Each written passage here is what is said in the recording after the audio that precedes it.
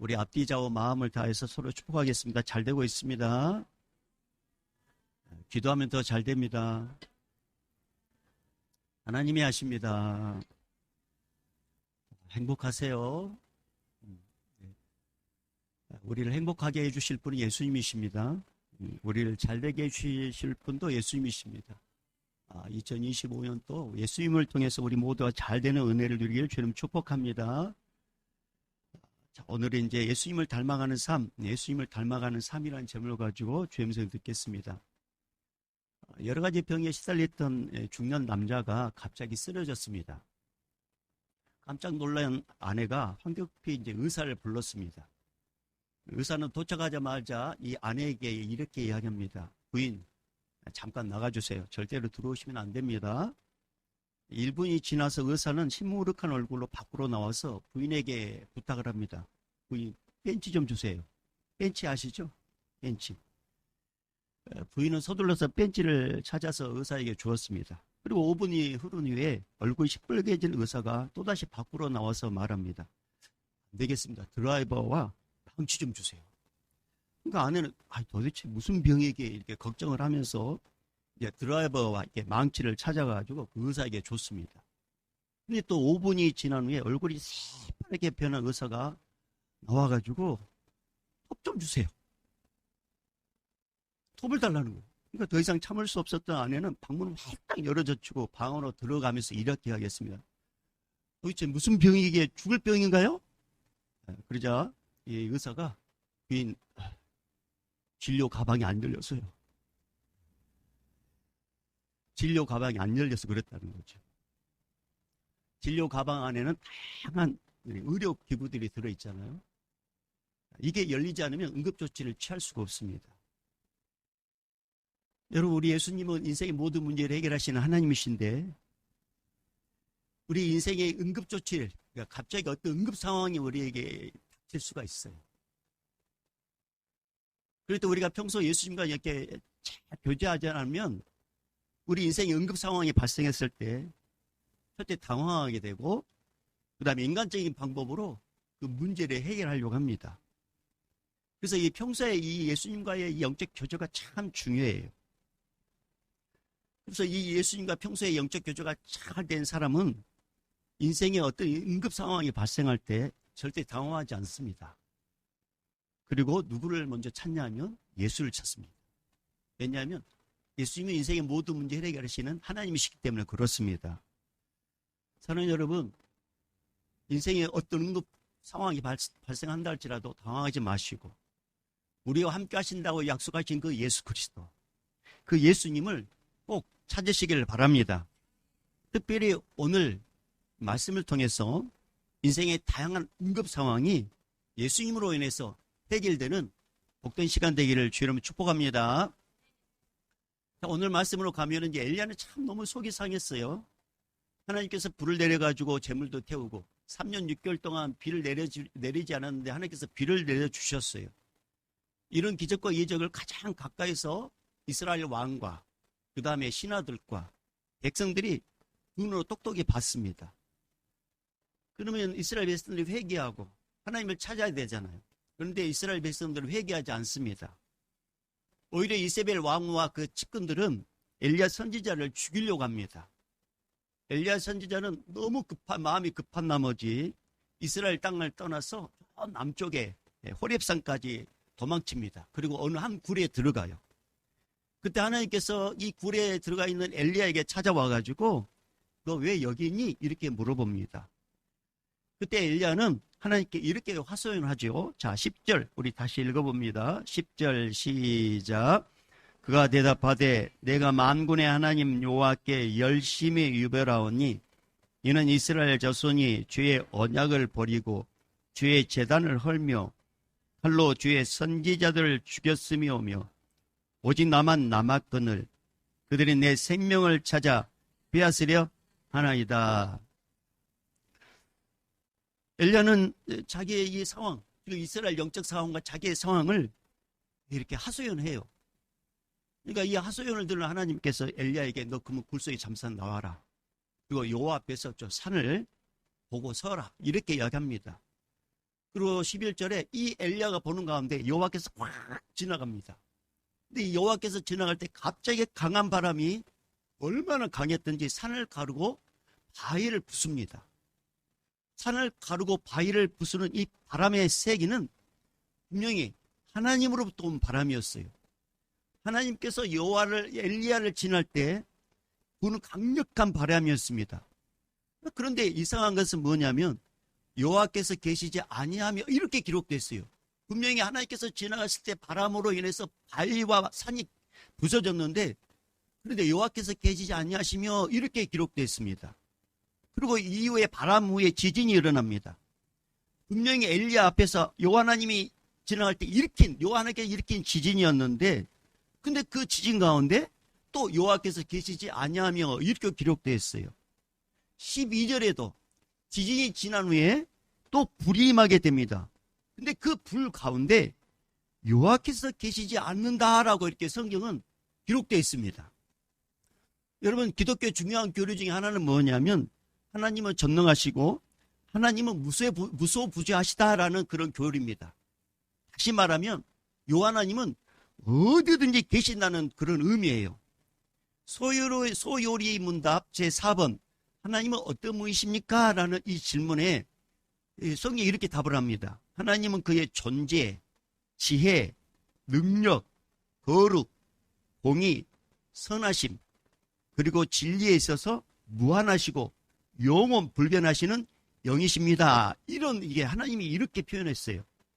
그러니까 한마디로 말하면 하나님의 존재와 하나님의 능력과 하나님의 공의, 선하심은 변하지 않고 하나님은 어디든지 계시는 무소부재하신 분이라는 것을 교리로 말하고 있어요. 심지어 우리 하나님은 지옥도 하나님의 분노와 저주로 불타오르도록, 그리고 그 지옥에서 고통받도록 그렇게 하나님은 지옥까지도 다스리신 분이십니다. 자, 그렇다면 11절에 분명히 엘리야는 여호와 앞에 서서 산을 바라보고 여호와께서 지나가실 때 바람과 지진과 불이 갑자기 일어났어요. 그러면 이것은 여호와께서 계시다는 증거인데, 성경에는 여호와께서 계시지 않으시며 라고 이렇게 말하고 있습니다. 여러분, 이것은 여호와께서 안 계시면 일어날 수 없는 일이에요. 근데 왜 성경은 여호와께서 계시지 아니하며 라는 말씀을 3번이나 반복할까요? 하나님께서 바람과 지진과 불 가운데 계시지 않았다는 것은 무엇을 의미할까요? 여러분, 지금 엘리야에게 필요한 하나님은 어떤 하나님이셔요? 자신을 죽이려는 악한 자들에게 원수를 갚아주고 그들을 징계하고 자기를 죽이려고 하는 사람들을 통해서 자기가 보호받는 거예요. 그러려면 바람 가운데 우리 하나님이 계셔야 되고, 지진 가운데도 계셔야 되고, 불 가운데서도 우리 하나님이 계셔야 돼요. 산을 가르고 바위를 부수는 바람의 하나님이 나타나셔가지고 엘리야를 대적하는 자들을 모두 다 날려보내야 돼요. 하나님을 대적하고 하나님을 섬기지 않고 오히려 엘리야를 죽이는 자들을 지진으로 모두 몰살시켜야 돼요. 하나님의 제단을 훼손하고 하나님을 경외하지 않는 그 악한 자들에게 불이 내려와가지고 태워 죽여야 돼요. 바로 이런 하나님이 지금 엘리야에게는 가장 필요하고 가장 절실합니다. 그런데 엘리야의 기도와는 반대로 여호와 하나님이 계시지 않는다고 3번이나 말씀합니다. 여러분, 이 말씀의 뜻은 성전을 헐고 선지자들을 죽이고 엘리야 선지자를 죽이려고 했던 이스라엘의 완악한 자들을 바람과 지진과 불로, 엘리야는 바람과 지진과 불로 징계를 원했지만 우리 하나님은 바람과 지진과 불로 보복하지 않겠다는 하나님의 뜻이고 하나님의 계획입니다. 다시 말하면 엘리야가 원하는 방법으로 하나님은 원수를 갚지 않고 오히려 이스라엘의 완악한 자들을 살려주시겠다는 뜻이에요. 여러분, 왜 하나님은 죄인을 당장 벌하지 않을까요? 이 땅에 태어난 모든 인간들은 다 죄인이에요. 이 땅에 살아오는 동안 우리 한번 여러분 마음으로 한번 대답해 보세요. 누군가의 눈에 눈물 나게 한 적 한 번도 없습니까? 누군가의 눈에 눈물 흐르게 한 적 한 번도 없어요. 누군가의 가슴에 대못을 박는 정말 말. 이게 상처가 돼가지고 삶의 의미를 잃어버릴 정도 누군가의 가슴에 못을 박는 그런 상처된 말 한 번도 한 적 없습니까?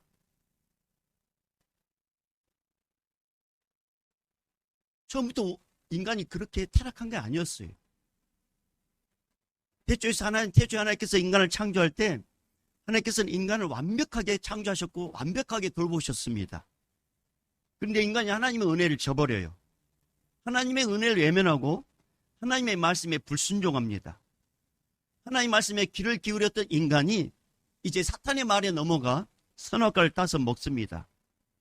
이렇게 타락한 인간은 자연의 위협 속에서도 쉴 곳을 찾지 못하고 도망다니며 살는 존재가 됐습니다.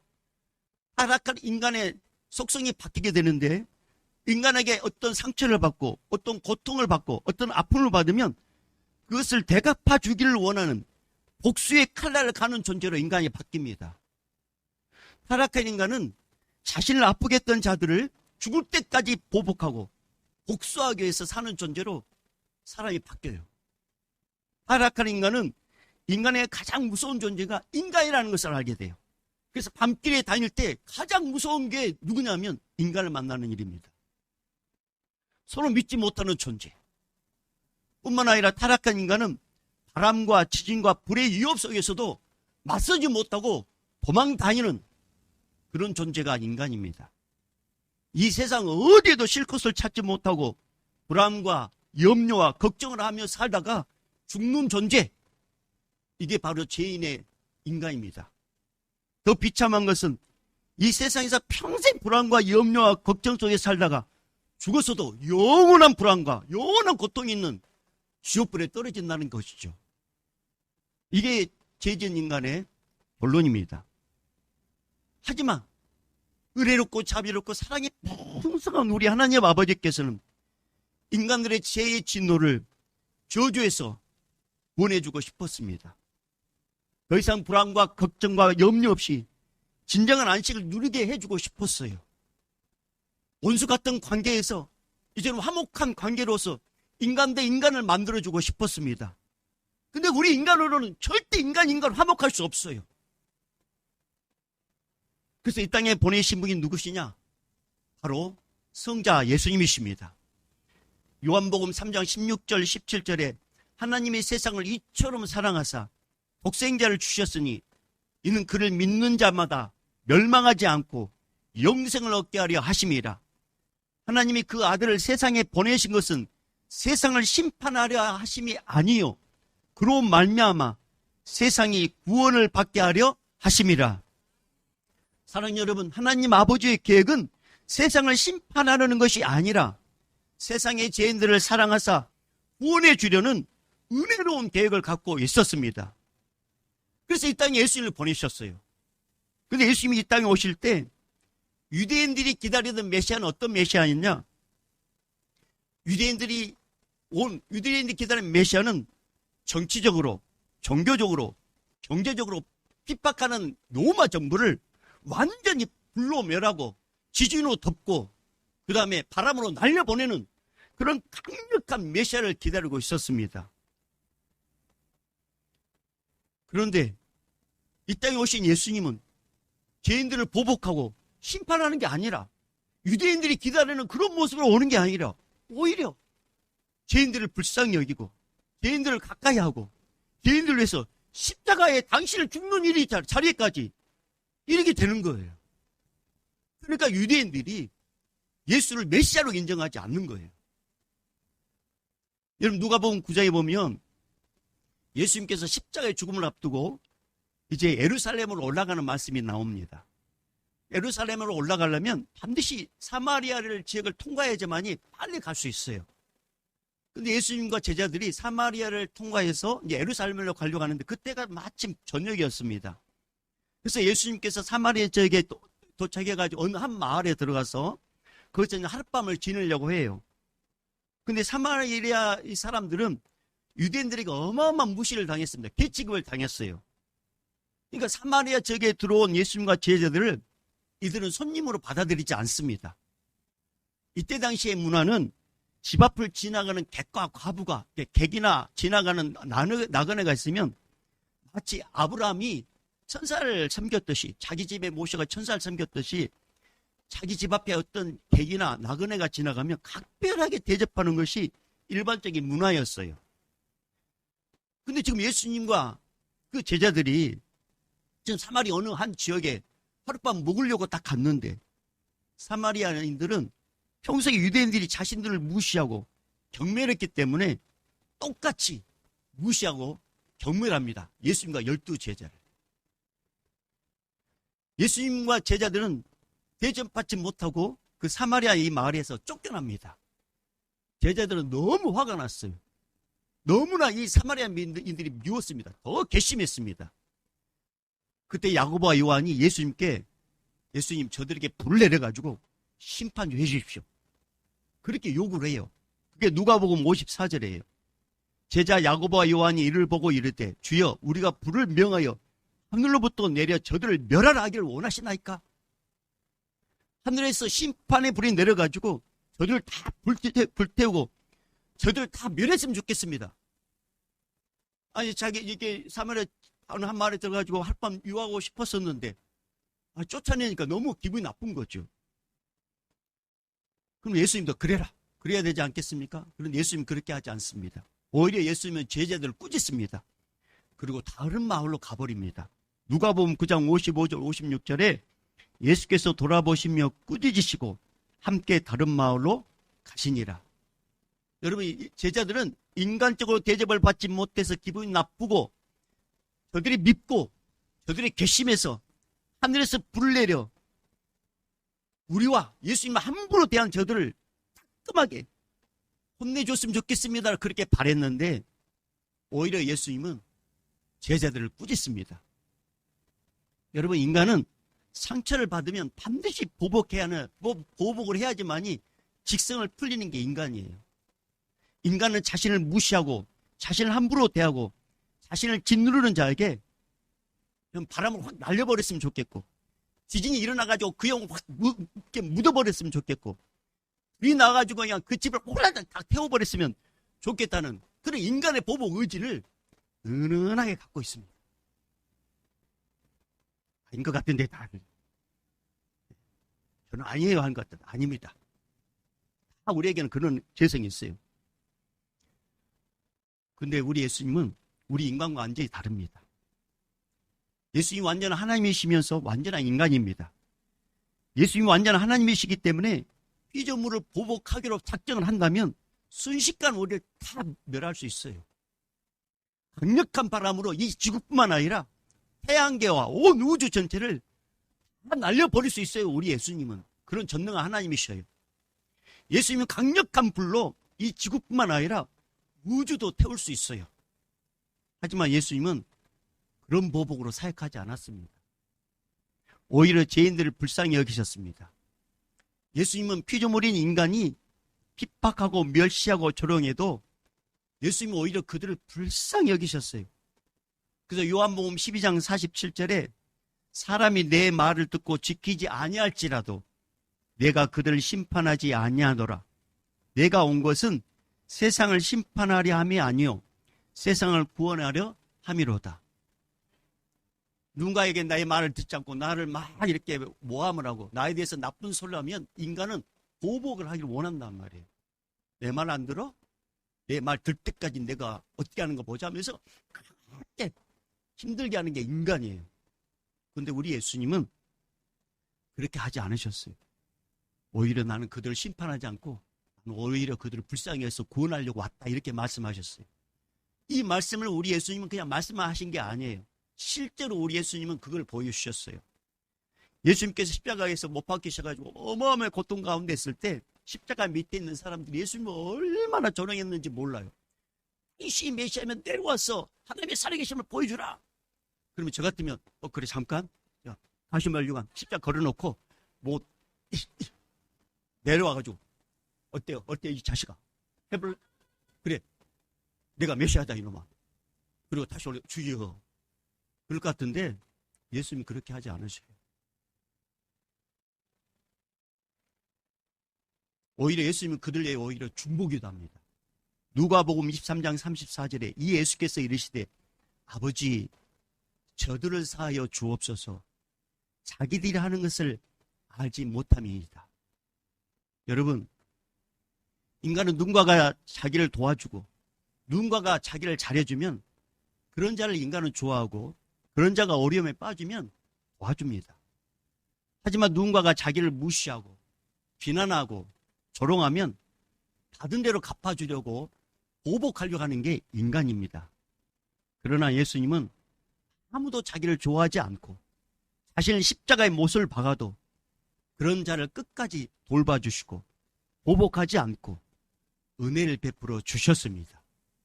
사랑하는 여러분, 예수님은 바람으로 산을 쪼개고 바람으로 태양의 불도 순식간에 꺼뜨릴 수 있는 능력을 갖고 계셔요. 그 능력으로 죄인을 다 면할 수 있어요. 여러분, 들킨 죄인이 가는 곳은 교도소, 들키지 않는 죄인들이 온 곳이 지금 우리 아닙니까?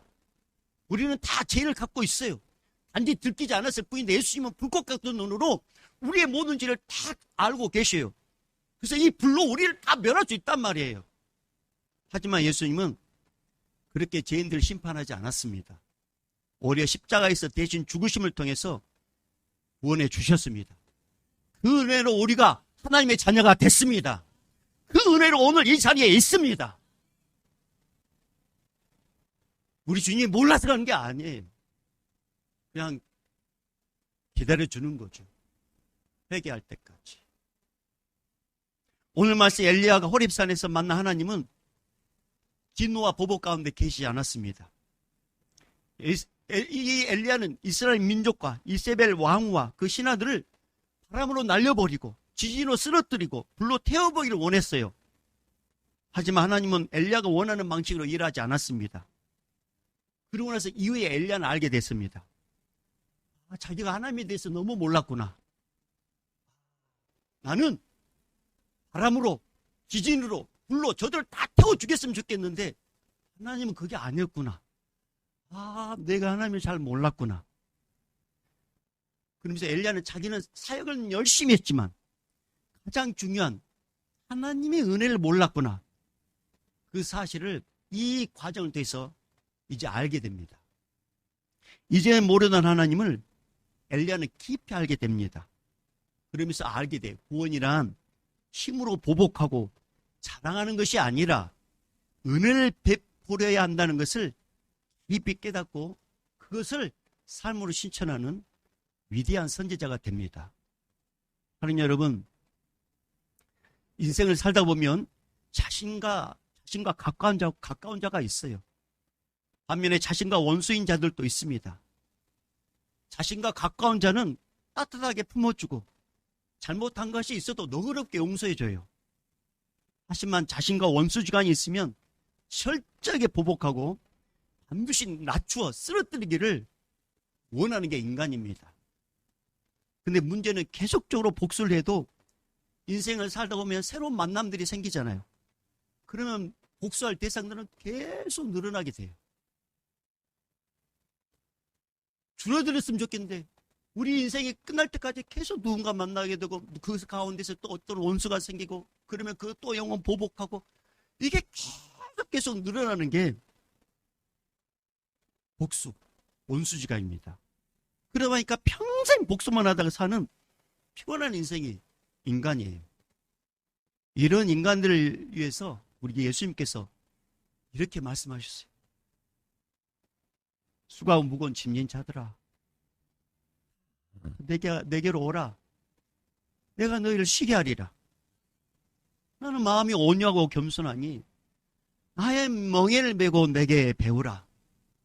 그리하면 너희 마음이 쉼을 얻으리니. 원수 갚으려고 막 신경 쓰다 보니까 쉼을 누리지 못해요. 여러분, 예수님은 그렇게 하지 않으셨잖아요. 예수님은 원수 같은 사람 불러 태우지 않았어요. 지지로 덮어버리지 않았어요. 바람으로 날려버리지 않았어요. 오히려 개인을 위해서 당연히 스스로 십자가에 못 박혀 죽으셨어요. 사랑으로 품으셨어요. 그 예수님을 배우라. 그러면 쉼을 얻으리라. 이 말씀을 하고 계십니다. 사랑하는 여러분, 인생에서 복수하는 것처럼 피곤하고 복수 당하는 것처럼 아픈 것 없어요. 그런데 예수님께 나오면 예수님은 어떤 죄를 지어도 어떤 잘못을 해도 원수로 삼지 않습니다. 오히려 친구가 되어 주십니다. 그리고 예수님께 나오는 자에게는 바람과 지진과 불의 모든 위험으로부터 예수님이 다 지켜주시고 다 구원해 주십니다. 다른 사람이 주여 저 영혼 불로, 저 영혼 지진으로, 저 영혼 바람으로 저들의 집안을 쑥대밭으로 만들어 주십시오 라고 기도해도 예수께 나온 자를 우리 예수님께서는 그런 해를 당하지 아니하도록 지켜주시고 구원해 주시고 보호해 주십니다. 그러나 누구든지 예수님께 나오지 않으면 결국 가장 크신 예수님과 원수가 되고 이 땅에서나 죽어서도 영원한 불의 고통이 있는 지옥으로 떨어집니다. 그러니 누구를 믿어야 되겠습니까? 예수 그리스도. 예수 그리스도를 믿으셔야 합니다. 사랑하는 여러분, 인생을 살다 보면 좋은 사람도 만나지만 원수 같은 자도 만난다고 했습니다. 특히 예수를 믿는 성도는 교회 안에서 많은 관계를 맺습니다. 성도가 사람들이 많은 시장이나 길거리에서 상처를 받았다? 그런 일 없습니다. 관계도 없는 사람에게 상처를 받았다? 그런 일 없습니다. 항상 신앙생활하는 은혜의 관계 속에서 상처를 주거나 상처를 받습니다. 따라서 교회 안에서 손을 봐야 될 성도가 생기고 엘리야처럼 정말 저 영혼 바람으로 날려버렸으면 좋겠고 지진이 일어나가지고 저 영혼 확 덮어버렸으면 좋겠고 불이 와서 저 집안 완전 쑥대밭을 만들었으면 좋겠다고 그런 대상이 성도들 가운데 생기게 된단 말이에요. 말은 하지 않지만 이것은 교회뿐만 아니라 가족이 모여 사는 가정 안에서도 그런 일이 생겨요. 가족 간에 미움이 생기고 싸움이 생기고 그러면서 가족이 원수처럼 의절하는 가족들이 많아요. 그래서 살인사건의 70% 80%가 가까운 가족이나 아는 사람을 통해서 일어납니다. 가까운 가족일수록 이런 현상들이 많이 일어나요. 이럴 때 우리 성도가 상처받았다고 하늘에서 불이 내려오기를 바란다면 그 성도는 은혜로 사는 자가 아니라 복수를 위해 사는 불쌍한 인간이에요. 복수를 위해서 불이 내려오기를 바란다면 그 성도는 예수님의 은혜를 모르는 자입니다. 그래서 우리 예수님께서 이렇게 말씀하셨어요. 로마서 12장 17절에서 21절까지 보면 이렇게 말씀하셨어요. 잘 들어보세요. 아무에게도 악을 악으로 갚지 말고 모든 사람 앞에서 선한 일을 도모하라. 할 수 있거든 너희로서는 모든 사람과 더불어 화목하라. 내 사랑하는 자들아, 너희가 친히 원수를 갚지 말고 하나님의 진노하심에 맡기라. 기록되었으되 원수 갚는 것이 내게 있으니 내가 갚으리라고 주께서 말씀하시니라. 내 원수가 주려거든 먹이고 목마르거든 마시게 하라. 그리함으로 내가 숯불을 그 머리에 쌓아 놓으리라. 악에게 지지 말고 손으로 악을 이기라. 원수 같은 사람을 또 잘해주라는 거예요. 목마를 때 물 한 잔 더 주고 아플 때 더 위로하고. 이것이 결국 악에게 지지 않고 손으로 악을 이기는 방법입니다. 사랑하는 여러분, 성도란 누굽니까? 성도란 예수님이 아는 자가 성도입니다. 성도란 상처를 받아도 아픔이 있어도 상처를 되돌려 주는 자가 아니라 그 상처를 예수님 안에서 은혜로 바꾸는 자가 성도입니다. 성도란 누군가를 보복하기 위해서 신앙생활하는 자가 아니라 예수님의 은혜로 안 되지만 예수님 저 영혼에 축복해 주십시오라고 기도하는 자가 성도입니다. 성도란 죄인들을 불쌍히 여기시고 오늘 또 구원하기 위해서 예수고 참으시고 은혜를 베푸시는 예수님을 닮아가는 자가 성도입니다. 성도란 원수 앞에서 예수님의 사랑을 실천하여 악의 고리를 끊는 자가 성도입니다. 원수를 원수로 갚으면 원수는 사라지지 않습니다. 그런 원수를 주의 사랑으로 대접하면, 주의 사랑으로 대하면 악의 고리는 끊어집니다. 사랑하는 여러분, 우리는 누군가에게 원수를 갚기 위해서 살면 안 됩니다. 가족이나 성도나 가까운 사람에게 상처를 받고 오해를 받고 멸시를 받을 때 바람으로 지진으로 불로 심판해달라고 구하면 예수님께서는 그 기도 듣지 않습니다. 예수님은 그렇게 일하지 않습니다. 여러분, 예수님을 보십시오. 이 땅에 오신 예수님은 노아시대처럼 살고 죄를 짓고 있는 모든 민족을 한순간에 다 죽일 수 있고 다 보복할 수 있고 불로 다 태울 수 있어요. 근데 우리 예수님은 그렇게 하지 않으셨어요. 오히려 이 땅에 사역하시다가 십자가에서 죽으셨습니다. 사랑하고 용서하기 위해서 친히 화목제물이 되어 주셨어요. 여러분, 2025년을 시작하는 우리 안에 예수님의 모습이 있어야 됩니다. 예수님이 우리에게 상처를 준 모든 자, 우리 모두가 주님의 마음으로 용서하기를 원하셔요. 예수님 모든 원수와 화해하기를 원하시고 모든 상처 준 자들을 감싸주시길 원하십니다. 여러분, 예수님은 상처 준 자에게 보복하지 않았어요. 오히려 은혜를 주시며 아까도 이야기했잖아요. 친히 십자가에 못 박힌 자들을 위해서 용서해달라고 그들을 위해서 친히 기도하셨잖아요. 예수님은 자기를 죽였던 자까지 보복하지 않고 은혜를 내려주셨고 그들까지 품어주셨습니다. 우린 분명히 알아야 합니다. 예수님은 원수 갚아달라고 보복해달라고 벼락을 내려 저 집안을 쑥대밭으로 만들어달라고 그렇게 기도하는 그 기도에 우리 예수님은 계시지 않습니다. 오히려 예수님처럼 멸시받고 오해받고 상처를 받아도 계속해서 품는 자에게 예수님은 함께 하십니다. 그리고 때가 되면 예수님께서 모든 막힌 담을 다 허물어 주시고 할렐루야, 모든 막힌 관계를 다 풀어주시고 할렐루야, 원수된 배우자라 할지라도 원수된 자식이라 할지라도 둘도 없는 관계로 회복시켜 주십니다. 그분이 예수님이셔요. 사랑하는 여러분, 교회는 은혜의 장소가 되어야 됩니다. 용서의 장소가 되어야 합니다. 화합의 장소가 되어야 합니다. 그러려면 어떻게 해야 될까요? 그러려면 내 힘으로는 안 됩니다. 내 의지로는 안 돼요. 나의 성향으로는 안 돼요. 그래서 이 땅에 오신 분이 누구셔요? 예수 그리스도십니다. 예수님이 내 인생의 주인으로 오시면 됩니다. 예수님이 함께 하시면 그렇게 됩니다. 그래서 예수님의 은혜로 내가 먼저 용서하고 예수님의 은혜로 내가 먼저 은혜를 베풀고 예수님의 은혜로 내가 그 영을 품으면 우리 예수님께서 원수 같은 자도 화목하게 만들어 주십니다. 가정에서도 마찬가지예요. 성도인 내가 은혜 받은 내가 먼저 용서하고 내가 먼저 품고 내가 먼저 사랑의 대화를 시작할 때 그 가정 회복됩니다. 근데 왜 회복되지 않을까요? 원수를 아직도 원수로 여기기 때문에 그런 거예요. 여전히 내 마음속에 저 영혼 불로 태우기를 원하고 지진으로 덮어보기를 원하고 바람으로 그냥 이 세상에서 확 날아보기를 원하는 내 눈앞에서 안 보였으면 좋겠다는 그런 재성이 여전히 있기 때문에 그렇습니다. 이런 마음으로는 절대로 하나 될 수 없어요. 그런데 하나 되게 해주신 분이 계셔요. 예수 그리스도십니다. 우리가 예수님 나의 힘으로 안 됩니다. 예수님의 은혜가 필요합니다고 고백한 자에게 우리 예수님께서는 임재하십니다.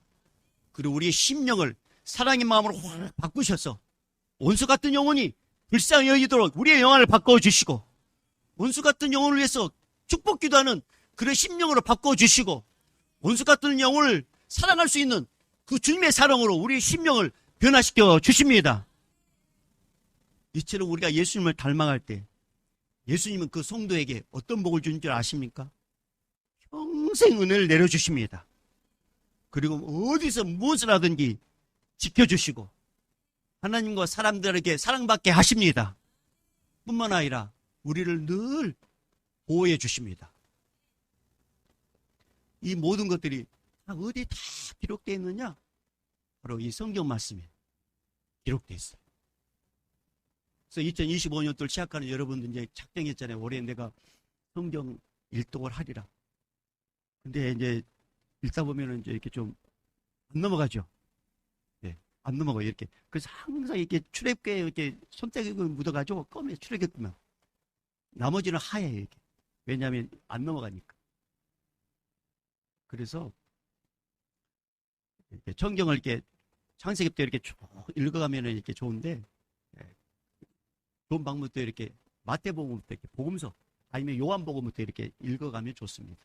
그래서 한 장씩 한 장씩 읽어가면 성경 말씀에 대해서 예수님의 사랑을 알게 되고 예수님의 용서를 배우게 되고 예수님의 그 은혜를 깨달아서 나도 저렇게 예수님처럼 살아야지, 나도 예수님처럼 닮아가야지, 그렇게 살고 그렇게 다짐할 때 우리 예수님은 그 영혼과 함께 하셔서 원수 같은 영혼도 사랑할 수 있도록 우리 심령을 변화시켜 주십니다.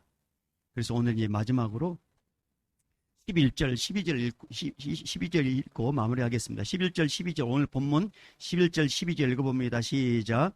여호와께서 이르시되 너는 나가서 요 앞에 산에 서라 하시더니 여호와께서 지나가시는데 요 앞에 크고 강한 바람이 산을 가르고 바위를 부수나 바람 가운데 여호와께서 계시지 아니하며 바람 위에 지진이 있으나 지진 가운데도 여호와께서 계시지 아니하며 또 지진 후에 불이 있으나 불 가운데에도 여호와께서 계시지 아니하더니 불 후에 세미한 소리가 있는지라.